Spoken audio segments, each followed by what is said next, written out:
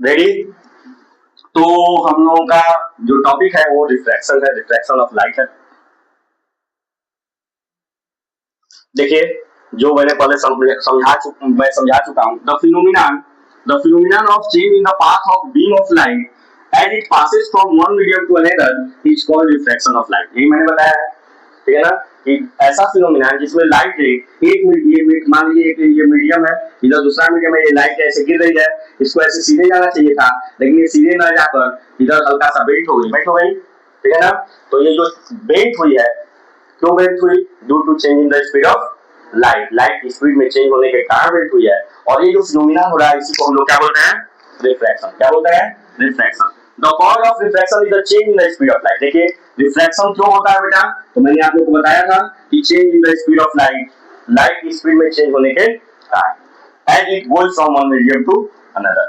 First law क्या है? देखिए, the incident ray, the reflected ray and the normal of interference of two media at the point of incidence all lie on the same plane। ठीक है ना। Interface of to media, ये जो दिया है ना, इंटरफेस का मतलब क्या है? ये जिस पॉइंट पे लाइट रे जो है गिर रही है, ये जो सरफेस है, ये जो सरफेस है ना, इसी सरफेस को हम लोग इंटरफेस बोलते हैं। क्या बोलते हैं? इंटरफेस बोलते हैं। बात समझ आया? सेकेंड लॉ क्या है? The ratio of sine of angle of incidence. ये बताया था, the ratio of sine of angle of incidence to the sine of angle of refraction is constant for a given pair of media। मतलब हम यही बता रहे थे बेटा कि sin i upon sin r equal to constant. ये क्या होगा? कांस्टेंट होगा, ठीक है ना। अब यहाँ पर एक टर्म लिखा गया 1, ऐसे n 2, ठीक है ना। Refractive index of medium 2 with respect to medium 1। इसका मतलब क्या है समझ लीजिए। रिफ्रैक्टिव इंडेक्स, इसको ये जो n है बेटा, n नहीं होता है, थोड़ा सा ऐसे होता है, ठीक है ना। इसको हम लोग ऐसे फिजिक्स में या केमिस्ट्री में इसको ईटा बोलते हैं। क्या बोलते हैं? ईटा एन की तरह है, लेकिन बुक में एन रिप्रेजेंट किया गया है, देख लेना। एनसीईआरटी में भी क्या है? एन ही है, एकदम एन है, ठीक है ना। वैसे रिप्रेजेंट ऐसे किया जाता है या इससे भी रिप्रेजेंट किया जाता है, इसको न्यू बोलते हैं। क्या बोलते हैं? न्यू। ये याद है? पहले एक टर्म बताए थे, ये इसको याद है? इसको क्या बोलते हैं? क्लास 9 में आप लोगों को बताए थे। क्या बताया? क्या बोलते हैं? हाँ, इसको बोलते हैं न्यू। क्या बोलते हैं? न्यू। इसको बोलते हैं न्यू, और इसको बोलते हैं ईटा। क्या बोलते हैं? ईटा, ठीक है ना। तो ये सब जानो। अब sine of angle of incidence and sine of angle of reflection, बोल हम बहुत लंबा रहे हैं कि sine of angle of incidence, लेकिन वास्तव में वो है क्या? Sine i. बोल रहे हैं हम लोग sine of angle of reflection, लेकिन वो वास्तव में है क्या? Sine r. ये क्या होगा? हमेशा कांस्टेंट होगा, और कांस्टेंट होगा उसको कैसे रिप्रेजेंट करेंगे? तो refractive index of medium 2 with respect to medium 1। ये बात बहुत इंपॉर्टेंट है, इस बात को आप लोग समझिए। अगर लिखा हुआ है W और यहाँ लिखा है A, तो इसका मतलब हुआ कि refractive index of water with respect to air. नहीं समझ आया? अगर ऐसे लिखा हुआ है रिफ्रैक्टिव इंडेक्स ऑफ G और यहाँ लिखा है वाटर, इसका मतलब है कि refractive index of glass with respect to water. Clear हो गया? हमेशा इसी तरह से बोलेंगे, refractive index of medium 2 with respect to medium 1। ये बात समझ आई? कोई दिक्कत है? नहीं। तो इसका इंपॉर्टेंस क्या है समझ दिस, और इसी लॉ को, ये जो लॉ है बेटा, इसी लॉ को हम लोग क्या बोलते हैं? Snell's law. क्या बोलते हैं? Snell's law. ठीक है ना। एग्जाम में डायरेक्ट स्टेटमेंट लिखने के लिए आ जाता है कि state Snell's law, state Snell's law. तो आप लोग क्या करेंगे? लिखेंगे कि the ratio of sine of angle of incidence to the sign of angle of reflection is always constant, and this is known as Snell's law। तो उसके बाद लिखेंगे sin i upon sin r equal to constant। ठीक है, okay. the constant written है, जो constant है उसको कैसे लिखा जाता है? ये लिखा हुआ है is called refractive index of second medium with respect to the first medium। मैंने बोला refractive index of medium 2, medium 2 का मतलब second medium with respect to medium 1। ठीक है ना। ये जो कांस्टेंट है, यहाँ पर ये बोला गया है कि ये जो कांस्टेंट है इसको ऐसे लिखा गया है, तो इसका मतलब क्या है? Refractive index of medium 2 with respect to medium 1। नहीं समझ में आया? समझ में आया ये बात? अगर ये जरूरी नहीं है कि यहाँ 2 लिखे, यहाँ लिख सकते हैं हम कि यहाँ 1 लिख रहे हैं, यहाँ 2, तो refractive index of medium 1 with respect to medium 2। आया समझ में? नहीं समझ में आया? आ गया शिवम? चलो बताओ तो ये क्या लिखा है बेटा, फट से खड़े होकर बताओ, जल्दी बताओ बेटा। शिवम जल्दी बोलो। हाँ, ये वही बात, जी मतलब ग्लास। हाँ गलत। चलो तुम बताओ बेटा, बोलो फिर से खड़े हो जाओ।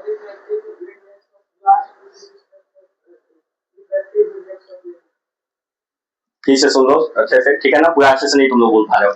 रिफ्रैक्टिव इंडेक्स, बैठ जाओ। Refractive index of glass with respect to air, पूरा बोलना है ना, तू बस बोल रहे हो, विथ रिस्पेक्ट टू कौन बोलेगा, बात समझ आया, ठीक है ना।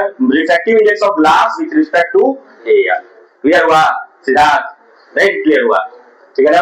अब इसमें डायमंड भी होता है, क्या होता है, जैसे डी लिखेंगे तो क्या हो जाएगा, डायमंड, क्या हो जाएगा, डायमंड विथ रिस्पेक्ट टू, यहाँ पर कुछ लिखेंगे एयर, क्लियर है, समझ में आ गया। अभी भी किसी को डाउट है, कितनी बातें समझ में आ गई आप लोग को, ओके आगे देखिए। तो absolute refractive index of medium is absolute refractive index, ठीक है ना।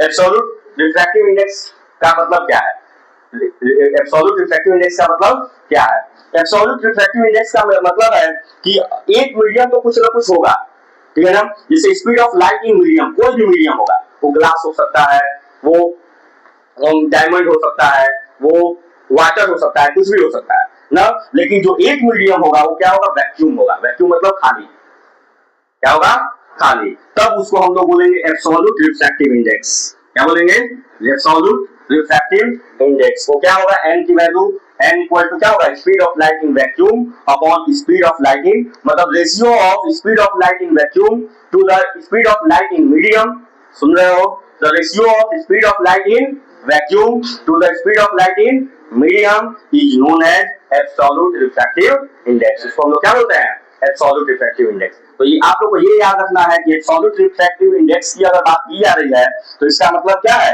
कि एक जो मीडियम होगा वो हमारा, एक मीडियम जो है, कोई ना कोई मीडियम होगा लेकिन एक वैक्यूम होगा, क्या होगा, और वैक्यूम में जो स्पीड होती है लाइट की वो आप लोग को मालूम है कितनी होती है, कितनी होती है, 3 × 10⁸ मीटर पर सेकेंड। तो जब भी ऐसा क्वेश्चन आएगा तो हम यहाँ पर speed of light in vacuum यही पूछ करेंगे, 3 × 10⁸ मीटर पर सेकेंड, क्लियर है, कोई दिक्कत है नहीं, आगे बढ़िए। When a beam of light passes from medium 1 to medium 2, जब बीम ऑफ लाइट मीडियम 1 से मीडियम 2 में जाती है तो the refractive index of medium 2 with respect to medium 1 means refractive index of medium 2 with respect to medium 1 is called refractive index, is called relative refractive index। इसको हम लोग क्या बोलते हैं, रिलेटिव रिफ्रैक्टिव इंडेक्स।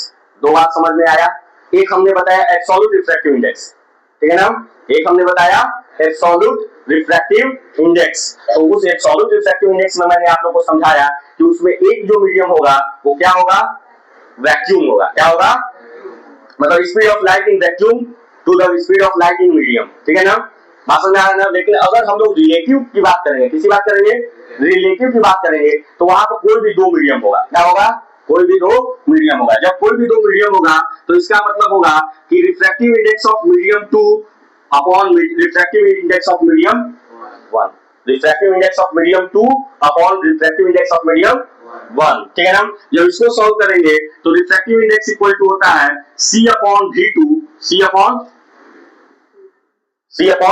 V2, ठीक है ना। Refractive index of medium 2, केवल मीडियम 2 की बात कर रहा है, एक मीडियम हमको मालूम नहीं है, तो इसका मतलब एक मीडियम तो है क्या होगा, वैक्यूम होगा, एक मीडियम क्या होगा, वैक्यूम होगा, तो C अपॉन V2 दूसरा मीडियम जो मीडियम दिया रहेगा वो होगा। यहाँ पर देखो N1 लिखा है, तो N1 का मतलब कि रिफ्रैक्टिव इंडेक्स ऑफ कोई मीडियम दिया है लेकिन यहाँ पर नहीं दिया हुआ है, इसका मतलब वैक्यूम होगा, जहां नहीं दिया है वहां क्या होगा, वैक्यूम होगा। जब वैक्यूम होगा तो इसका मतलब C अपॉन V1 हो जाएगा। नहीं समझ में आया, ये बात समझ में आई क्या हम बता रहे हैं, हमने बताया कि अगर रिफ्रैक्टिव इंडेक्स ऑफ मीडियम 2 अगर केवल ऐसे लिखा गया है 2, तो यहाँ पर समझ जाना कि यहाँ क्या है, वैक्यूम है। जब वैक्यूम है तो क्या होगा, क्या फॉर्मूला हमने बताया था, हमने फॉर्मूला बताया था इसको क्या, कि N2 अपॉन NV, क्या होगा, N2 अपॉन NV हो जाएगा ना, सॉरी यहाँ पर N2 NV मत लिखना, मतलब V2 अपॉन स्पीड, क्या हो जाएगा, जो मीडियम की स्पीड है अपॉन जो वैक्यूम है, ठीक है ना, उसकी स्पीड, मतलब C अपॉन V2 क्या हो जाएगा, यहाँ पर क्या हो जाएगा C अपॉन V1। अब जब दोनों को सॉल्व करेंगे तो C अपॉन V2 और ये c अपॉन v1 है, इसको ऊपर ले जाएंगे तो v1 अपॉन c हो जाएगा, c से c कट जाएगा और ये आ जाएगा v1 अपॉन v2। मतलब देखिए यहां से क्या निकला कि refractive index of medium 2 with respect to medium 1 equal to v1 upon v2। क्या आया? Velocity of light in medium 1 upon velocity of light in medium 2 का जो रेशियो होगा वही क्या कहलाएगा? Relative refractive index. Relative refractive index क्या कहलाएगा? दो बातें याद रखनी है, दोनों एग्जाम में आता है, कभी कभी एब्सोल्यूट रिफ्रैक्टिव इंडेक्स आता है, कभी कभी रिलेटिव रिफ्रैक्टिव इंडेक्स आता है। एब्सोल्यूट रिफ्रैक्टिव इंडेक्स में आप लोग को याद रखना है कि एक मीडियम वैक्यूम होगा, क्या होगा, और एक कोई ना कोई मीडियम दिया रहेगा। अगर हम एब्सोल्यूट रिफ्रैक्टिव इंडेक्स की बात करते हैं, एब्सोल्यूट रिफ्रैक्टिव इंडेक्स की बात करते हैं बेटा, रिफ्रैक्टिव इंडेक्स की अगर हम लोग बात करते हैं तो यहाँ पर रिफ्रैक्टिव इंडेक्स की बात करते हैं तो यहाँ क्या होगा? रिफ्रैक्टिव इंडेक्स ऑफ मीडियम 2 और यहाँ पर क्या होगा? वैक्यूम होगा। यहाँ कुछ नहीं दिया रहेगा, यहाँ कुछ नहीं दिया रहेगा। हम फी लिख रहे हैं ना, देखिए कुछ भी नहीं रहेगा, तो कुछ नहीं रहेगा तो यहाँ पर क्या मतलब आपको समझना है, ये वैक्यूम है। क्या है? फी लिख देंगे तो वेलोसिटी और वैक्यूम दोनों कंफ्यूज हो जाओगे, इसलिए यहाँ क्या समझ लेना है, यहाँ क्या है? कुछ नहीं, वैक्यूम है। कुछ नहीं मतलब वैक्यूम मतलब खाली जगह, खोखला जगह, ठीक है ना, जहाँ कोई भी पार्टिकल्स ना प्रेजेंट हो, उसी को वैक्यूम बोलते हैं। वैक्यूम मतलब जानते हो ना, खोखला, ठीक है ना, तो खोखला है मतलब वैक्यूम है। बात समझ? तो यहाँ भी कुछ नहीं लिख रहा है इसका मतलब खाली है, यहाँ भी कुछ नहीं लिख रहा है तो इसका मतलब खाली है। ऐसा समझ में ना? नहीं समझ आया? कोई दिक्कत नहीं? चलिए आगे हम लोग बढ़ते हैं, आगे हम लोग बढ़ा जाए। तो अब जब इसको यहाँ वैक्यूम है बेटा, यहाँ वैक्यूम है, तो अगर हमको लिखना होगा तो हम लोग क्या करेंगे? Speed of light in vacuum, speed of light in vacuum upon speed of light in medium. ये होगा ना, देखो अभी हमने समझाया ना कि अगर N2 upon refractive index of medium 2 with respect to medium 1 अगर refractive index of medium 2 with respect to medium 1 लिखा गया है तो हम लोग क्या लिख रहे हैं? V1 अपॉन, मतलब पहले 1 को लिख रहे हैं फिर 2 को लिख रहे हैं ना। तो यहाँ पर अगर रिफ्रैक्टिव इंडेक्स ऑफ मीडियम 2 ना विद रिस्पेक्ट टू वैक्यूम लिखा गया है तो हम लोग क्या लिखेंगे कि V vacuum upon V medium, लिखे ना, V वैक्यूम अपॉन V, नहीं लिख रहा है, नहीं लिख रहा है। चल समझ में आया? कोई दिक्कत नहीं? आगे देखो, अब जरा हम समझो कि हमने बोला कि refractive index of medium 2 with respect to medium 1 equal to क्या होगा? V1 अपॉन, होगा कि नहीं बेटा? नहीं होगा? है? होगा। Refractive index of medium 1 with respect to 2 निकालेंगे तो क्या होगा? V2 अपॉन V1 होगा, होगा कि नहीं होगा? और अगर हम इन दोनों इक्वेशन को मल्टीप्लाई कर देते हैं तो refractive index of medium 2 with respect to medium 1 into refractive index of medium 1 with respect to medium 2 equal to हो जाएगा V1 upon V2 into V2 upon V1। हो जाएगा ना? हाँ, ये दोनों कैंसिल आउट हो जाएगा, मतलब refractive index of medium 2 with respect to medium 1 into refractive index of medium 1 with respect to medium 2 equal to हो गया 1। और यहां से ये भी फॉर्मूला आ गया कि refractive index of medium 2 with respect to medium 1 is reciprocal of refractive index of medium 1 with respect to medium 2। ये फॉर्मूला हो, ठीक है? नहीं समझ आया? बोल दिया क्वेश्चन कि बताइए कि refractive index of glass with respect to air equal to दिया है 3.2। इसकी कोई यूनिट नहीं होती है, रिफ्रैक्टिव इंडेक्स जो है यूनिटलेस क्वांटिटी है, कोई यूनिट एग्जाम में आता है। What is the unit of refractive index ना, तो आप लोग क्या लिखेंगे? यूनिटलेस। क्या?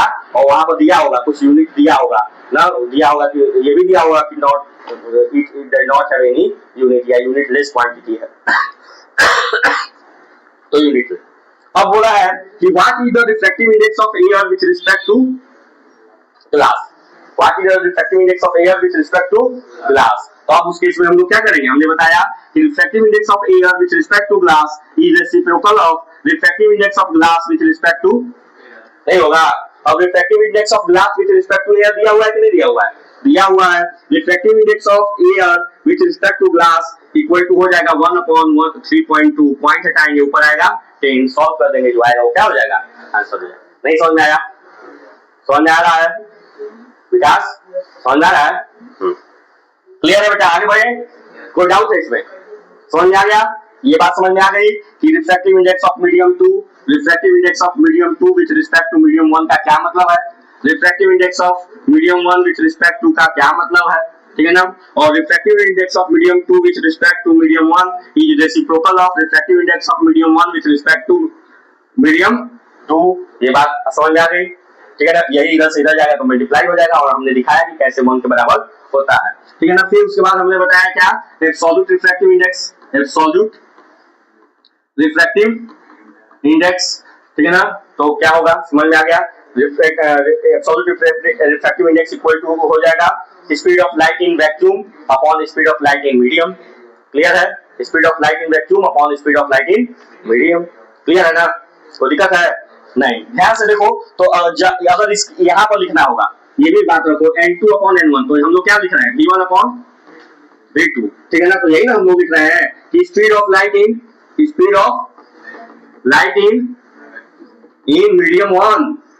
Medium 1 upon speed of light in medium, यही ना लिख रहे हैं, speed of light in medium 2, यही ना है बेटा, यही ना है। बस अगर हम लोग बात करते हैं एब्सोल्यूट रिफ्रैक्टिव इंडेक्स की, किसकी बात करेंगे, एब्सोल्यूट रिफ्रैक्टिव इंडेक्स की बात करेंगे, तो यहाँ पर कोई मीडियम होगा कि नहीं होगा, कोई मीडियम होगा, मीडियम का नाम दे देते हैं m, और यहाँ क्या होगा, कुछ नहीं, वैक्यूम, तो इसको लिख लेते हैं वैक्यूम, अभी के लिए लिख लेते हैं वैक्यूम, लिख दिया वैक्यूम। अब क्या होगा, इसके हिसाब से हम लोग यहाँ पर जो है उसी को ना ऊपर न्यूमरेटर में लिख रहे हैं, तो speed of light in medium 1 लिखे हैं कि नहीं लिखे हैं, तो यहाँ पर क्या होगा, speed of light in vacuum होगा कि नहीं होगा, upon speed of light in medium. नहीं समझ में आया? समझ में आया? ये इंपॉर्टेंट टॉपिक है, इसीलिए बार बार हम इसको रिपीट कर रहे हैं। इस पर क्वेश्चन आएगा, एक ही नंबर 2 नंबर का क्वेश्चन इस पर आता है रिफ्रैक्टिव इंडेक्स पे, और उसी में बच्चे क्या हो जाते हैं, उसमें भी फंस जाते हैं, ठीक है ना। देखो बोर्ड में जो क्वेश्चन आएगा वो ऐसा नहीं आएगा कि ये क्वेश्चन दे दिया मिरर फॉर्मूला से दे दिया, आपको कई सारा, एक ही क्वेश्चन में कई सारा पार्ट देगा, ठीक है ना। एक न्यूमेरिकल भी देगा, एक कोई डिफिनेशन भी देगा, और उससे रिलेटेड कोई और भी क्वेश्चन देगा, मतलब 3-4 क्वेश्चन दे देगा, कोई 1 नंबर का रहेगा, कोई 1.5 नंबर का रहेगा, कोई 1 नंबर का रहेगा, 4 नंबर का क्वेश्चन आएगा, तो उसमें न्यूमेरिकल रहेगा और भी चीजें रहेंगी, ठीक है ना। तो सारे को सॉल्व करना होगा, आप समझ रहे ना। हो सकता है कि उसमें रिफ्रैक्शन से एक क्वेश्चन दे दे, बहुत न्यूमेरिकल 7-8 नंबर का बस आता है केवल एग्जाम में, 7-8 नंबर का न्यूमेरिकल आता है, और 2 ही चैप्टर है न्यूमेरिकल वाला, एक जो है फिजिक्स में इलेक्ट्रिसिटी चैप्टर है, और इसमें जो है, और इसमें लाइट चैप्टर है, मतलब इस फिजिक्स में यहाँ पर भी हम लोग पढ़ रहे हैं जो लाइट है, यही 2 चैप्टर है, और कोई न्यूमेरिकल का क्वेश्चन है नहीं। सो जाओ बेटा, डाल पड़ेगा, सो जाओ। चलिए आइए, अब हम लोगों ने ये पढ़ लिया है बेटा, when while going from rarer to denser medium the ray of light bend towards the normal। ये हमने समझाया था कि जब लाइट रे रेयर से डेंसर मीडियम में जाती है, इस लाइट रे को ऐसे सीधे जाना चाहिए था ना, लेकिन ये नहीं गई, नॉर्मल की तरफ क्या हो गई, बेंड हो गई।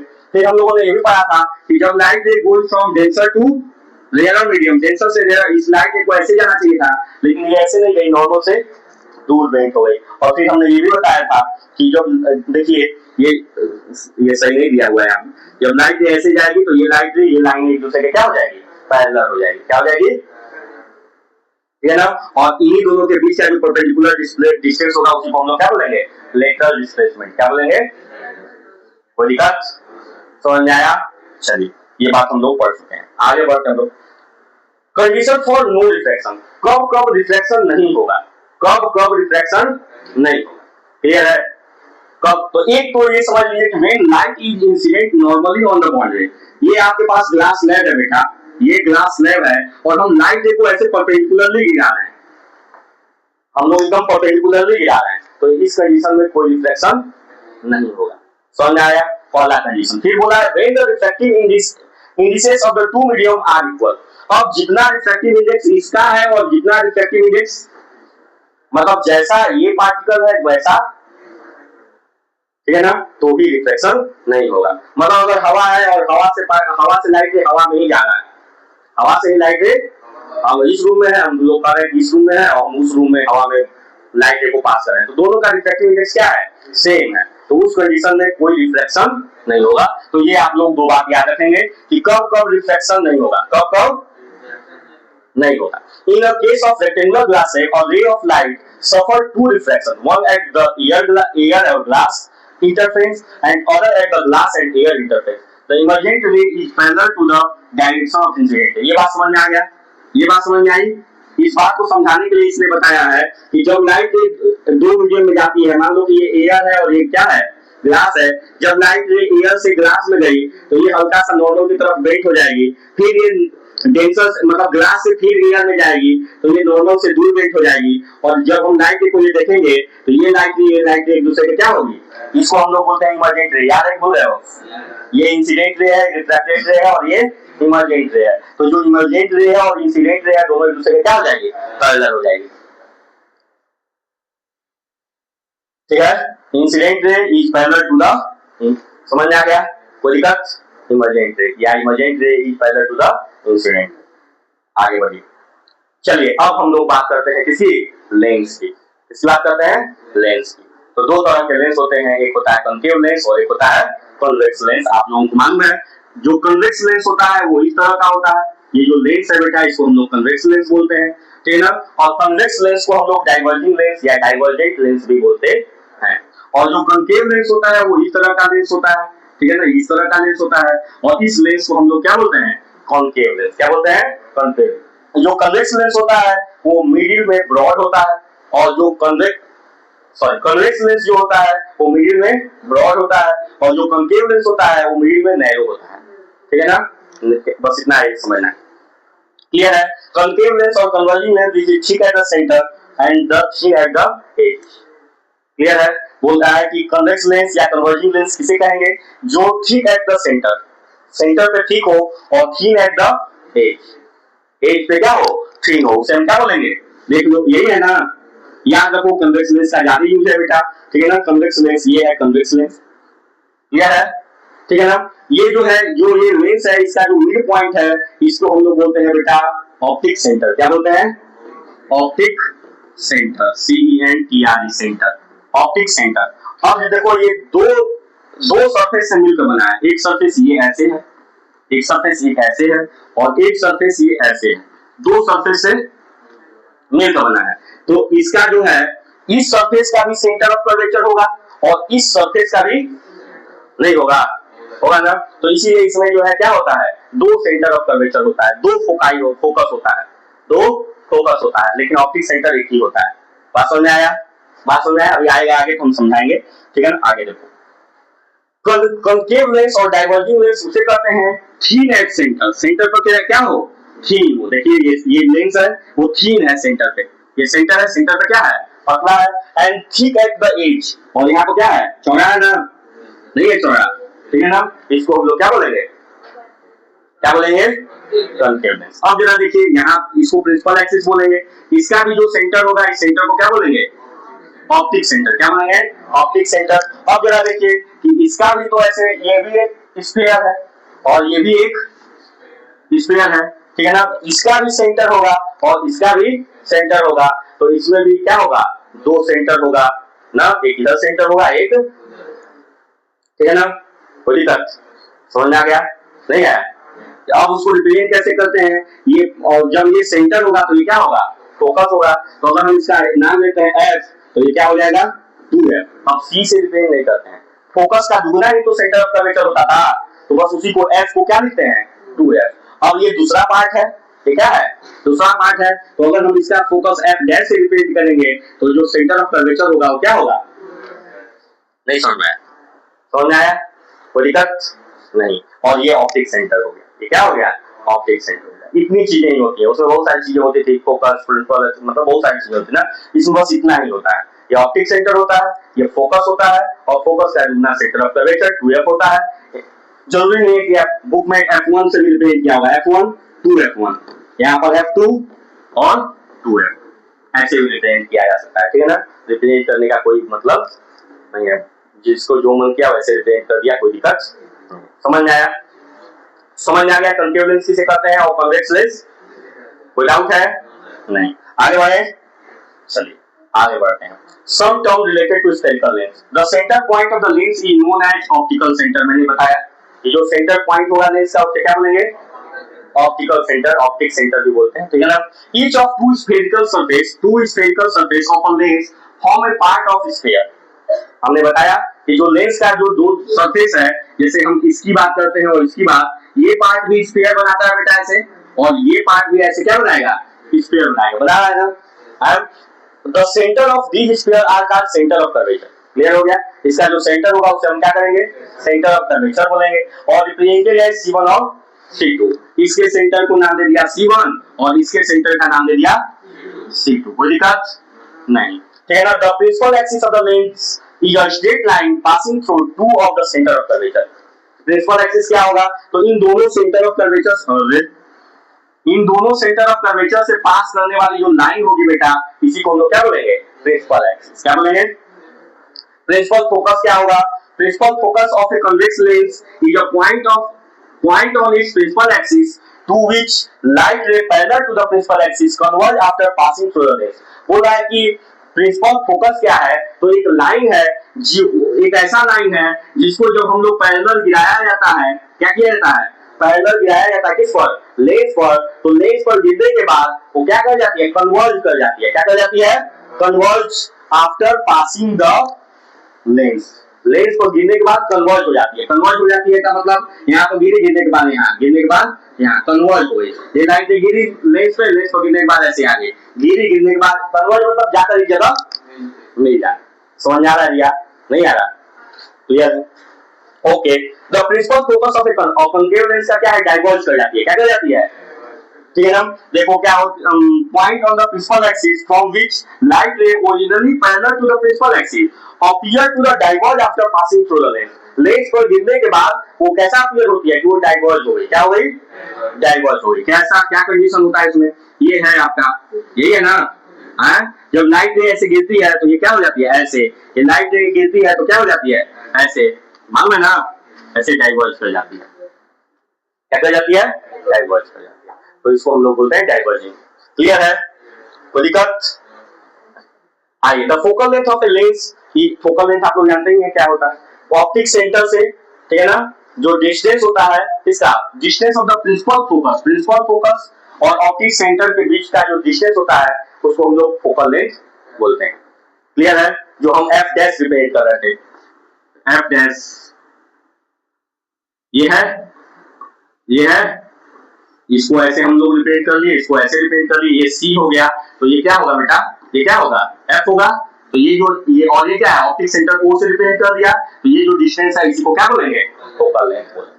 ठीक है ना, sign convention. All the distance are measured from the optic centre. वहां पर सारा डिस्टेंस कहां से मेजर किया जाता था, पोल से। कहां से मेजर किया जाता था, पोल से।